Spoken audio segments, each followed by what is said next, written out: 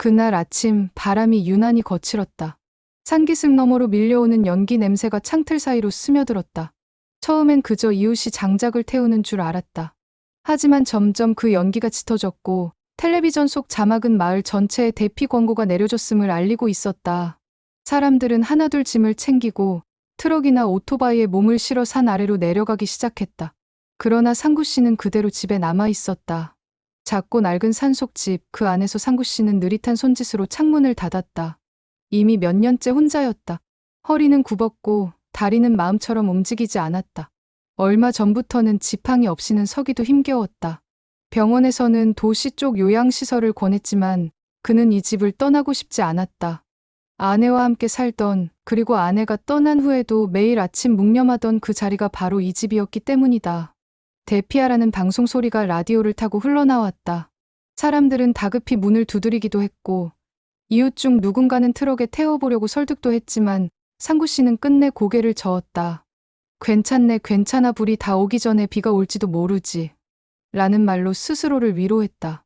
그러나 마음속에서는 무언가 타들어가는 듯한 불안감이 가슴 한켠에 무겁게 내려앉아 있었다. 주방 쪽 벽에는 가족 사진이 걸려 있었다. 아내와 젊은 시절의 상구 씨, 그리고 작고 복실한 강아지 한 마리. 지금은 그 사진 속 강아지보다 훌쩍 자란 복실이만이 유일한 가족이자 동반자였다. 복실이는 아침부터 평소와 달랐다. 꼬리를 내리고 집안을 왔다 갔다 하며 문 앞에 서서 자꾸 바깥을 내다봤다. 낯설게 짖고 들려오는 연기 냄새에 경계했다. 마당에는 회색 먼지와 검은 그을음이 천천히 내려앉고 있었다. 하늘은 아직 푸르렀지만 수평선 너머로는 진한 갈색 연기가 거대한 벽처럼 올라오고 있었다. 상구 씨는 거칠어진 숨을 가다듬으며 창밖을 바라봤다. 마을 위쪽에 살던 이웃집 굴뚝에서 이미 연기가 치솟고 있었다. 화만은 예고 없이 가까워지고 있었다. 누군가는 말했었다. 불은 언제나 예고 없이 온다고. 그 말이 귓가에 울렸다. 하지만 몸은 말을 듣지 않았다. 한 발 내딛는데도 시간이 필요했다. 무릎은 끊어진 시계처럼 삐걱댔고 폐는 연기 때문인지 벌써부터 거칠게 숨을 몰아쉬기 시작했다. 무언가 잘못되고 있다는 감각은 점점 뚜렷해졌다. 그러나 집을 떠날 수 없다는 현실은 더 무거웠다. 익숙한 공간, 익숙한 냄새, 아내의 흔적이 남은 작은 거실. 그 모든 것을 두고 나가는 건 상구 씨에게 죽음보다도 두려운 일이었다. 그리고 복실이는 그 문 앞에서 계속 서 있었다. 아직 아무 말도, 아무 행동도 없었지만 그 눈빛은 무언가를 준비하고 있는 것 같았다. 복실이는 아침부터 불안한 기색을 감추지 못했다. 평소라면 상구 씨가 방바닥에 신문을 펼쳐들거나 주전자에 물을 올리는 소리를 들으면 꼬리를 흔들며 발 옆에 붙어 있었을 텐데 오늘만큼은 그 자리에 가만히 머무르지 않았다. 작은 발톱 소리가 나무 마룻바닥을 바삐 두드렸다. 녀석은 문 앞에 서성이다가 다시 방으로 달려왔다. 눈빛은 말이 없지만 그 안엔 불타는 듯한 절박함이 담겨 있었다. 산속에서 키운 복슬복슬한 믹스견, 복실이는 몇 해 전 우연히 집 앞 산길에서 버려진 채로 발견되었다. 어린 강아지였던 복실이를 안아왔을 때 상구 씨의 집은 이미 외로움에 잠긴 공간이었다.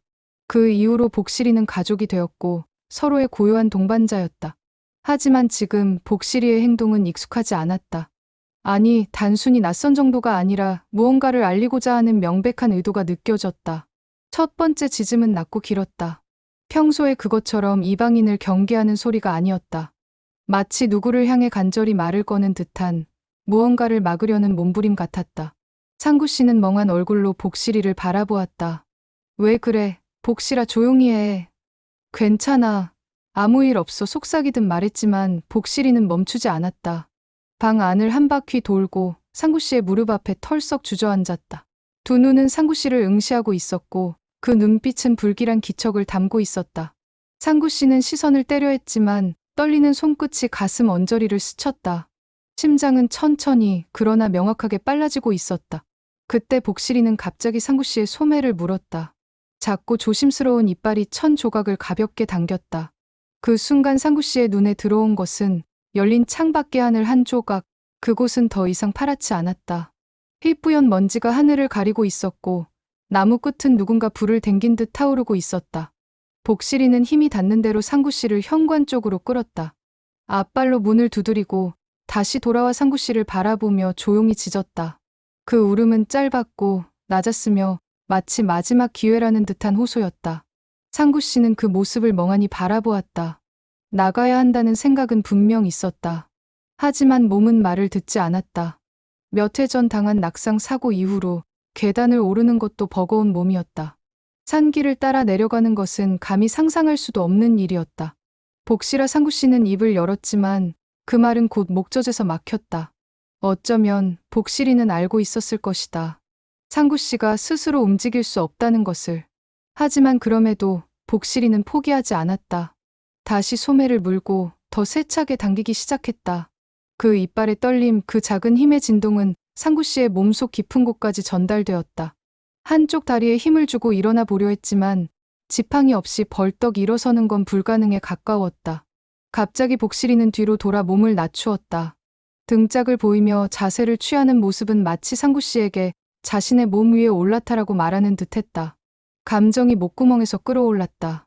이 녀석이 날 업고라도 가겠다는 거냐. 상구 씨는 혼잣말처럼 중얼이며 그 엉뚱하고도 눈물 나는 행동을 바라보았다. 복실이는 한순간도 눈을 떼지 않았다. 문 바깥에서는 바람 소리 사이로 나뭇가지가 부러지는 굉음이 들려왔다. 불길은 확실히 가까워지고 있었다. 그리고 그 소리에 복실이는 더 크게 짖었다. 지금이 아니면 늦는다는 듯 모든 것을 걸고 말없이 외쳤다. 상구 씨는 고개를 들었다. 희미하게 떨리는 눈동자에는 오랜만에 찾아온 결정의 기로가 드리워졌다. 아니, 어쩌면 복실이의 절박한 움직임 하나하나가 지금 이 순간만큼은 무기력한 자신을 일으켜 세우는 유일한 희망이었다. 하지만 어떻게 해야 할까? 그때 문 바깥으로 마당 끝에서 검은 연기가 둥그렇게 솟아오르기 시작했다.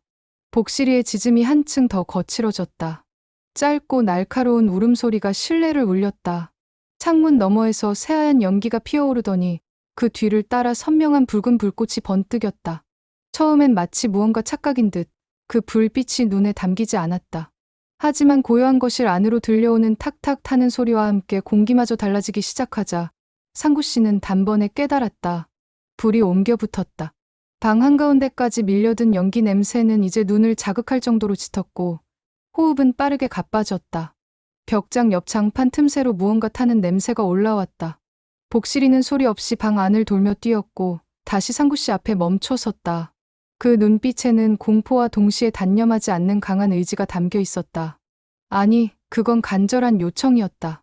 지금 당장이라도 일어나 나와 함께 이 집을 벗어나자고. 하지만 상구 씨의 몸은 이제 거의 움직이지 않았다. 손끝은 떨렸고 무릎은 이미 굳어 있었다. 순간 한 줄기 불꽃이 바닥을 따라 스르르 번지기 시작했다. 찰나의 순간 상구 씨의 눈동자가 흔들렸다. 입술이 마르고 가슴은 터질 듯 뛰기 시작했다. 복실이는 연기 속에서도 주인의 눈앞에서 시선을 떼지 않았다. 소리 없는 울음과도 같은 숨소리가 복실이의 콧등을 타고 났다. 바로 그때였다. 상구 씨는 자신도 모르게 팔을 벌리며 복실이를 끌어안았다. 먼지와 연기로 얼룩진 몸을 꼭 끌어안고 복실이의 따뜻한 털에 얼굴을 묻었다. 그리고 떨리는 입술로 겨우 한마디를 내뱉었다. 난 틀렸다. 너라도 가서 반드시 살 거라. 그 말은 끝이 아니었다. 숨죽여 삼켜온 슬픔과 후회, 사랑과 이별의 무게가 모두 담겨 있었다. 몸이 움직이지 않는다는 현실보다 지금 복실이를 떠나보내야 한다는 고통이 더 무거웠다. 복실이의 작은 몸이 상구 씨의 품속에서 숨죽인 듯 움츠러들었다. 짧은 순간 마치 시간을 멈춘 듯한 고요가 흘렀다. 미안하다. 이 못난 주인 때문에 상구 씨의 눈에서 뜨거운 눈물이 떨어졌다. 불빛이 벽을 타고 오르며 실내는 금세 오렌지색으로 물들었다. 벽 너머로 불꽃이 퍼지면서 집 전체가 깊은 숨을 내쉬는 듯한 소리를 냈다. 상구 씨는 복실이를 꼭 안은 채 그 작은 얼굴을 바라보았다. 복실이는 눈을 감았다가 다시 떴다. 마치 주인을 버리고 가야 한다는 것을 받아들이기 싫은 듯한 표정이었다. 어서 가. 어서. 상구 씨는 마지막 힘을 짜내어 복실이의 몸을 살며시 밀었다. 복실이는 꼼짝하지 않았다. 다시 안기려는 듯 앞발을 들었다. 그러나 이번에는 상구 씨가 조금 더 강하게 등을 밀었다. 지금 아니면 너까지 죽는다. 불은 더 가까워졌다. 천장이 삐걱거렸고 창문틀이 붉게 달아올랐다. 공기 속의 산소가 점점 사라지듯 호흡조차 힘들어졌다. 상구 씨는 더 이상 버틸 수 없다는 것을 직감했다. 복실이를 향해 미소 아닌 미소를 짓고 눈을 감았다. 그 순간만큼은 모든 기억이 되살아났다. 아내의 손, 복실이를 처음 안았던 날, 고요했던 아침의 빛. 너라도 살아야 해, 제발 살아라. 복실이는 마지막으로 상구 씨의 뺨을 핥고 천천히 뒤돌아섰다. 하지만 발걸음은 쉽게 떨어지지 않았다. 몇 걸음 나아가다 멈추고 다시 돌아보며 연기 속에서 아른거리는 상구 씨의 형체를 바라보았다. 울음을 삼킨 눈이 떨렸다. 불길은 바로 눈앞까지 다가왔다. 복실이는 방 문턱을 넘지 못한 채 그 자리에 털썩 주저앉았다. 상구 씨가 등 뒤로 멀어지는 그 순간 그 시선이 단절된 것이 아니라 끊어진 듯했다. 눈앞에 벌겋게 타들어가는 창틀, 뜨거운 연기로 흐려지는 공기, 타닥타닥 타는 소리보다 복실이의 심장은 더 거칠게 고동쳤다. 발바닥이 후끈 달아오르고 털 사이로 스며든 열기가 피부를 찌르듯 따가웠지만 복실이는 움직이지 않았다. 등 뒤로는 산길이 있었다. 뛰어내리면 얼마든지 빠져나갈 수 있는 길. 하지만 복실이는 그곳을 향해 단 한 발짝도 나아가지 못했다. 주인이 없는 산길은 그저 어두운 굴과 다를 바 없었다. 온몸이 반응하고 있었지만 심장은 그 자리에 고정된 채 요동만 칠 뿐이었다. 귀끝에 남은 상구 씨의 목소리, 넌 살아야 한다는 말이 복실이의 온몸을 붙잡고 흔들고 있었다. 그 순간 다시 한번 집 안쪽에서 기침 소리가 들렸다. 탁한 연기 속에 섞인 그 목소리는 약했고 흐릿했고 멀어져 가고 있었다. 복실이의 눈에 다시금 눈물이 고였다. 몸을 반쯤 돌려 다시 집 쪽으로 기어가려는 순간 문틈에서 폭삭 주저앉은 상구 씨의 실루엣이 얼핏 보였다. 복실이는 앞발을 내디뎠지만 그 발끝은 문턱을 넘지 못했다. 지금 들어가면 자신도 끝이라는 것을 복실이는 알았다. 아니, 어쩌면 상구 씨보다 더 빨리 느끼고 있었을지도 모른다. 그것은 인간의 언어로 설명할 수 없는 감각, 본능적인 인식이었다. 사랑하는 존재를 남기고 떠나는 것, 그것은 복실이에게도 차마 감당할 수 없는 일이었다. 하지만 상구 씨가 그토록 애써 밀어낸 것은 헛된 바람이 아니었다. 복실이를 살리기 위한 삶으로 이어지는 마지막 결정이었다. 복실이는 떨리는 코로 다시 한번 상구 씨가 있었던 곳의 냄새를 깊게 들이마셨다. 그 속엔 함께했던 나날들의 흔적이, 따뜻한 손길과 나직한 말투, 늦은 밤 무릎 위에서 들었던 심장 소리까지도 스며 있었다. 그 모든 것이 지금 이 공간과 함께 사라질지도 모른다는 현실이 복실이의 등을 짓눌렀다. 하지만 지금 멈춰 서 있는다면 그 바람조차 무너질 것이다. 복실이는 입을 앙다물고 한 발짝 뒤로 물러났다. 그리고 다시 상구 씨가 내밀었던 손처럼 문에서 등을 돌렸다. 산길은 가팔랐고 이끼 낀 바위와 떨어진 낙엽들이 복슬한 발을 미끄러뜨렸지만 복실이는 흔들리지 않았다. 등을 돌린 채 흘리는 눈물은 바람 속에 숨었고 작은 몸은 불빛이 잿빛으로 바뀌는 어둠을 향해 달려갔다. 숨이 가빠졌고 가슴은 아프게 조여왔다. 복실이는 중간중간 멈춰섰다. 돌아보지 않으려 애썼지만 본능은 자꾸 그 자리로 시선을 끌어당겼다. 결국 단 한 번 뒤돌아봤을 때 집은 이미 붉은 연기에 삼켜지고 있었다. 이별이 진짜가 되는 순간이었다. 길은 거칠고 불확실했다. 갈라진 나뭇가지에 털이 찢기고 날카로운 바위에 발바닥이 벗겨졌다. 하지만 복실이는 멈추지 않았다. 주인의 바람을 배신할 수 없었다. 그 따스한 품에서 마지막으로 들었던 말, 너라도 가서 반드시 살 거라는 소망이 지금 이 순간 복실이의 다리가 되어주고 있었다. 산을 내려가는 그 길은 짧지 않았다. 시간이 흐를수록 불빛은 점점 더 멀어졌고 연기는 점차 옅어졌다. 하지만 복실이의 눈 속에는 아직도 그 불빛이 남아 있었다. 그리고 그 불빛은 복실이의 움직임 속에서 희망의 불꽃으로 바뀌고 있었다. 산길을 따라 달리는 복실이의 숨소리는 거칠고도 간절했다. 발바닥은 이미 상처로 얼룩져 있었고 흙과 피가 섞인 자국이 뒤따랐다. 몇 번이나 길을 잘못 들고 몇 번이나 가파른 경사에 굴러떨어질 뻔했지만 복실이는 멈추지 않았다. 상구 씨가 보낸 단 하나의 존재로서 복실이의 사명은 명확했다. 살아남는 것이 아니라 알리는 것이었다. 해가 기울고 산 아래 마을의 풍경이 점차 눈에 들어오기 시작했을 무렵 복실이는 이미 지칠 대로 지쳐 있었다. 혀를 길게 늘어뜨린 채 숨을 몰아쉬며 산기슭을 내려오던 그 순간 마침 마을 어귀에서 서성이는 사람들의 모습이 눈에 들어왔다. 공무원 조끼를 입은 두 명이 긴장된 얼굴로 무전기를 붙들고 있었다. 소방대 차량도 몇 대 눈에 띄었고 주민 몇몇은 학교 운동장에 모여 대피 상태를 유지하고 있었다. 복실이는 망설이지 않았다. 사람들 쪽으로 곧장 달려갔다. 하지만 예상과 달리 사람들은 복실이를 반기지 않았다. 저게 어디서 나왔지? 산불났다는데 걔까지 도망 나왔나 봐요. 익숙지 않은 얼굴들 사이 복실이의 절박한 눈빛은 제대로 전달되지 않았다. 한 공무원이 무심히 손을 내저으며 복실이를 막아섰다. 이쪽 위험해. 돌아가, 돌아가. 복실이는 짖었다. 2번, 3번 숨이 가빠질 때까지 계속 짖었다. 그러나 사람들은 그 소리를 그저 경계나 혼란의 징후로만 받아들였다. 그 누구도 복실이의 울음에 귀를 기울이지 않았다. 그러다 한순간 복실이는 멈췄다.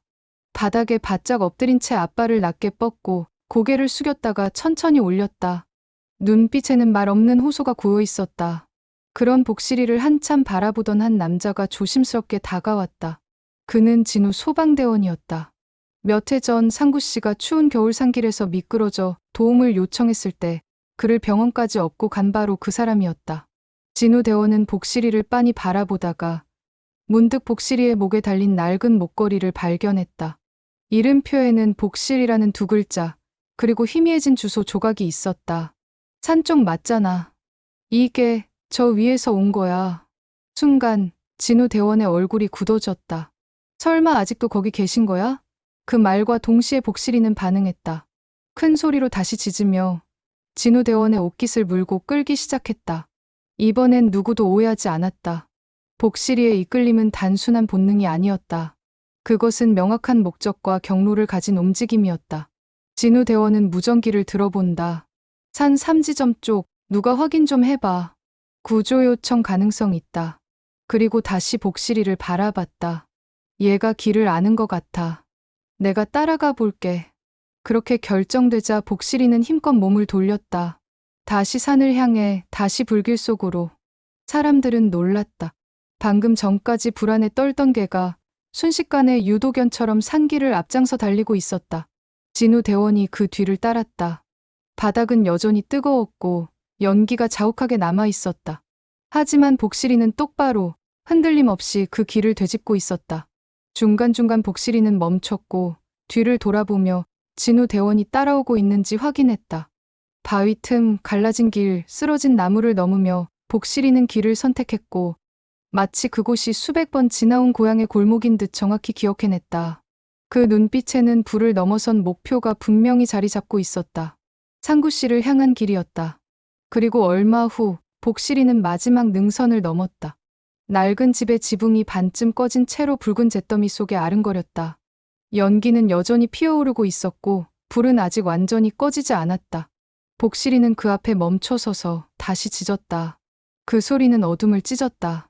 구원이라는 단어가 있다면 바로 그런 목소리였다. 진우 대원은 숨을 몰아쉬며 복실이 옆에 섰다. 여기야? 이 안에 계셔? 대답은 없었지만 복실이의 짖음은 더 간절해졌다.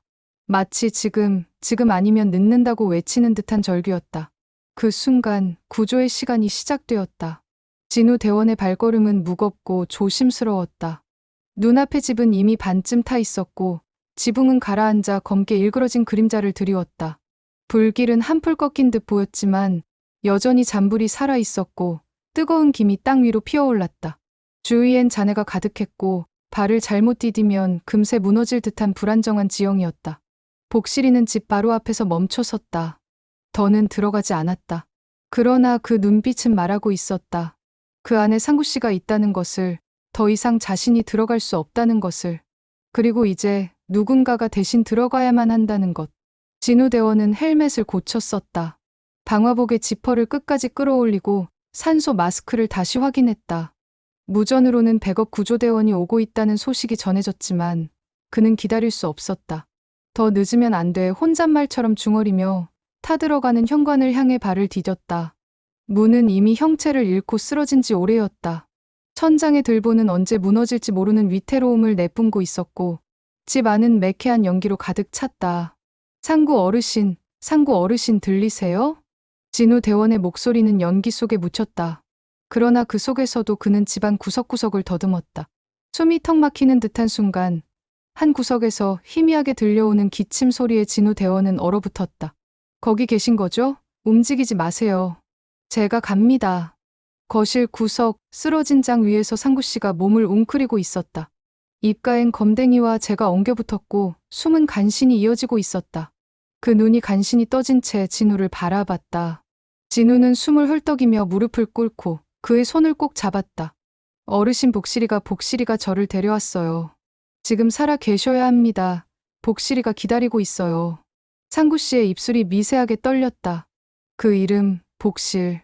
그 짧은 한 단어가 다시 살아갈 이유처럼 느껴졌다. 그러나 말은 나오지 않았다. 숨을 내쉴 때마다 거칠고 아픈 기침만 터져 나왔다. 진우 대원은 곧바로 상구 씨의 몸을 부축했다. 한 손으로 산소 마스크를 씌우고 다른 손으로 그의 등을 받쳤다. 괜찮습니다. 금방 나가요. 조금만 버티세요. 탈출은 쉽지 않았다. 집 안의 구조는 거의 무너진 상태였고 바닥은 군데군데 꺼져 있었다. 진우 대원은 상구 씨를 업고 몸을 최대한 낮춘 채 나아갔다. 복실이는 현관 앞에서 연신 짖으며 그 모습을 기다리고 있었다. 마치 전투 중 전우를 기다리는 병사처럼 복실이의 몸은 앞으로 튀어나갈 듯 긴장되어 있었다. 그 순간 천장에서 커다란 들보 하나가 내려앉았다.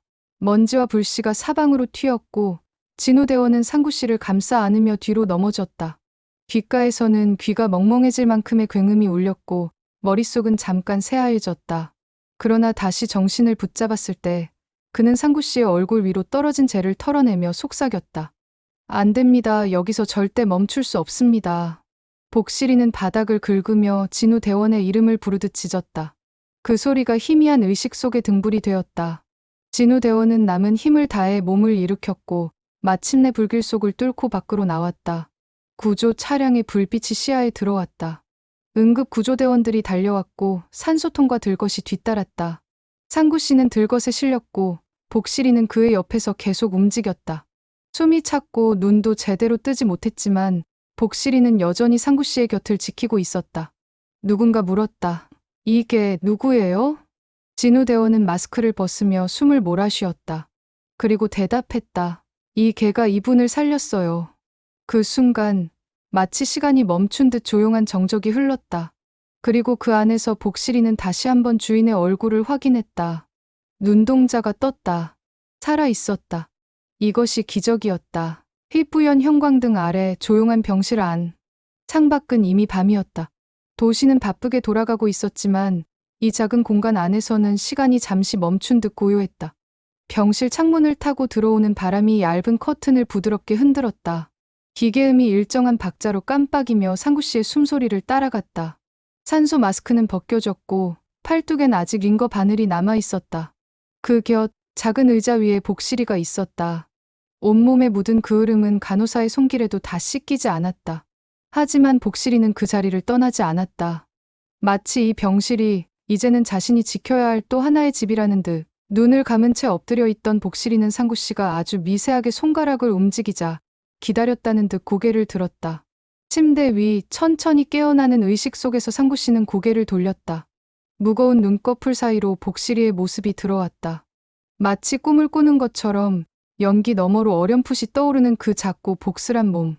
상구 씨는 눈을 껌뻑이며 목을 축였다. 목소리는 갈라졌지만 그 말은 너무나 또렷했다. 살았구나, 복실아, 살아있었구나.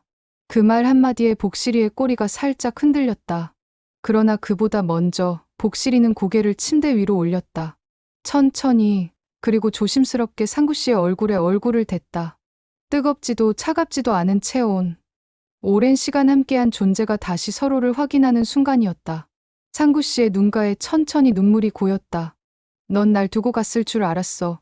근데 이 못난 놈을 구하려고 말끝이 흔들리며 눈물이 이마를 타고 흘러내렸다.